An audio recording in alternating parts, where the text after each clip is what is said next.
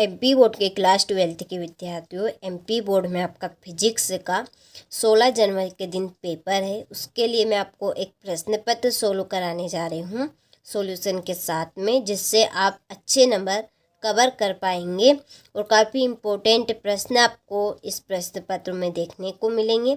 पूरे के पूरे नंबर यदि आप कवर करना चाहते हैं तो इसके लिए मैं आपको 2 प्रश्न पत्र दूंगी। तो ये आपका सेट बी है और ये आपका सेट ए है, जो मैं आपको सॉल्यूशन के साथ पहले ही बता चुकी हूँ। आपने यदि नहीं देखा है तो आप चैनल पर जाकर देख सकते हैं। देखिए, आप एमपी बोर्ड के किसी भी ज़िले से हो, आपका हर एक ज़िले में अलग अलग प्रश्न पत्र आ सकता है। आपको फ़ॉन्ट पे भी नहीं जाना है, फ़ॉन्ट आपका बदला सकता है। ठीक है, हर एक ज़िले में आपका अलग अलग फ़ॉन्ट आ सकता है, एक ही फ़ॉन्ट थोड़ी नहीं रहेगा। ठीक है, तो आपको फ़ॉन्ट पे नहीं जाना है, प्रश्न आपके वही आएंगे। ठीक है, तो आपको प्रश्न कंप्लीट करने हैं, फ़ॉन्ट से कोई मतलब नहीं रखना है। और ये आपका जो प्रश्न पत्र है ये आपका इंग्लिश मीडियम और हिंदी मीडियम दोनों के लिए रहेगा। तो आपको शांति और धैर्यपूर्वक देखना है। ठीक है, चलिए तो वीडियो को हम शुरू करते हैं। तो देखिए, पहले प्रश्न में है सही विकल्प का चयन कीजिए, यानी चूज द करेक्ट ऑप्शन आपके हैं। तो पहले इसका आपका क्वेश्चन है कि निम्नलिखित में से परवैद्युत पदार्थ के संदर्भ में सत्य कथन है। तो इसका सत्य कथन आपका क्या रहेगा? तो इसका जो आंसर है, ये इसका आंसर रहेगा, ये ध्रुवी तथा अध्रुवी प्रकार के होते हैं। ठीक है, इसका सी एकदम राइट ऑप्शन है। ठीक है, और ये इंग्लिश मीडियम वालों के लिए, तो ये आपका सी रहेगा इसका आंसर। दूसरा है निम्नलिखित में से कौन से ए सी परिपद में अनुवाद संभव है। तो इसका आंसर आपका रहेगा ए एवं 3। ठीक है, पहला और आपका तीसरा इसमें राइट रहेगा। और इंग्लिश मीडियम वालों के लिए सी इसका ऑप्शन राइट है।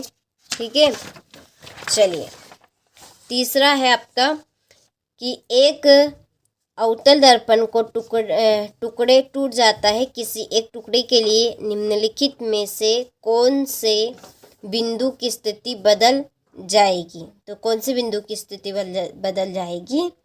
तो इसका आंसर आपका रहेगा केवल ए। ठीक है, इसका आंसर आपका क्या रहेगा?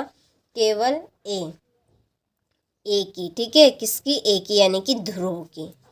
चलिए इसके बाद में ये इंग्लिश मीडियम वालों के लिए है। चौथा है प्रकाश विद्युत धारा का मान। प्रकाश विद्युत धारा का मान आपका आपतित प्रकाश की तीव्रता के अनुक्रमानुपाती होती है। ठीक है, इसका ए आपका राइट रहेगा, आपतित प्रकाश की तीव्रता के अनुक्रमानुपाती होता है। ठीक है, और ये आपके इंग्लिश मीडियम वालों के लिए ए आपका राइट रहेगा इसमें। पांचवा नाभिक का घनत्व।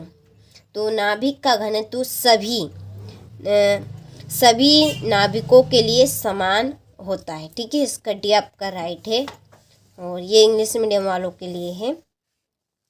छठा है बिना पायस पी एन संधि से होल पी क्षेत्र से एन क्षेत्र की ओर विसरित होते हैं, क्यों होते हैं कि पी क्षेत्र से होल सांद्रता एन क्षेत्र में इनकी सांद्रता होती है। ठीक है, चलिए अधिक होती है, तो इसका सी आपका राइट है कि पी क्षेत्र में होल सांद्रता एन क्षेत्र में इनकी सांद्रता से अधिक होती है। ठीक है, चलिए इंग्लिश मीडियम वालों का सी एकदम राइट है। चलिए तो इसके बाद में रिक्त स्थानों की पूर्ति कीजिए। पहला है आपका कि एक समान आवेशित डेडेस के कारण विद्युत क्षेत्र दूरी पर निर्भर नहीं करता है। तो इसका आंसर आपका रहेगा चालक। क्या रहेगा इसमें? आपका चालक भराएगा। दूसरा है प्रति एकांक क्षेत्रफल विद्युत धारा को डेडेस कहते हैं। तो इसका आंसर आपका रहेगा धारा घनत्व।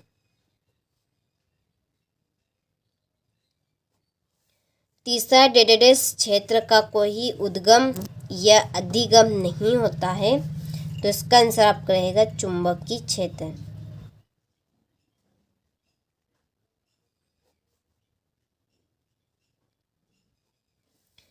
चौथा है परिवर्तनशील चुंबकीय क्षेत्र डेडेस उत्पन्न करता है। ठीक है, इसका आंसर आपका रहेगा बंद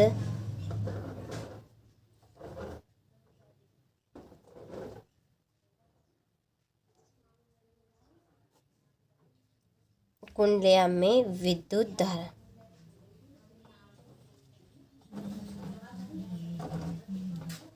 ठीक है, पांचवा, परिवर्तनशील विद्युत क्षेत्र डेडेस धारा उत्पन्न करता है। तो इसका आंसर आपको रहेगा विस्थापन धारा।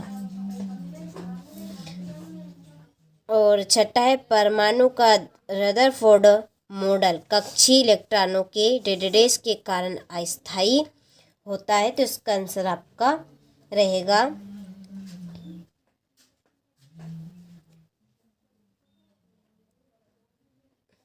कर विकिरण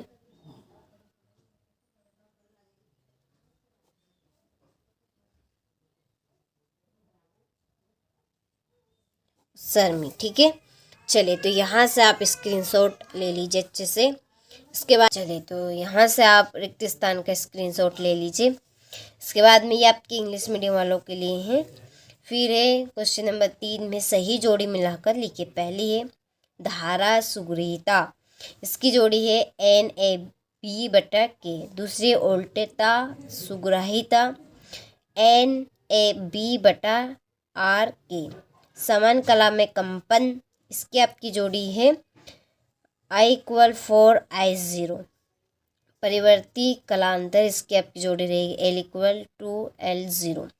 और पांचवी है आपकी P टाइप और छठी में आपका आएगा N टाइप। ठीक है, चलिए तो स्क्रीनशॉट आप ले लीजिए, कंप्लीट आपको कर जाना है।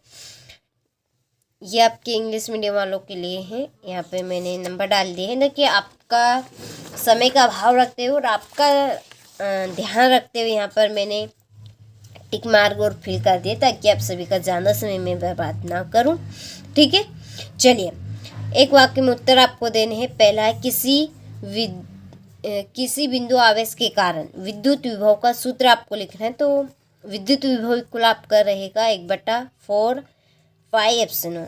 दूसरा है कि किसी सरल सूक्ष्मदर्शी के लिए बिंब का कोणीय साइज प्रतिबिंब के कोणीय साइज के बराबर होता है, फिर भी यहाँ आवर्धन कैसे प्रदान करता है।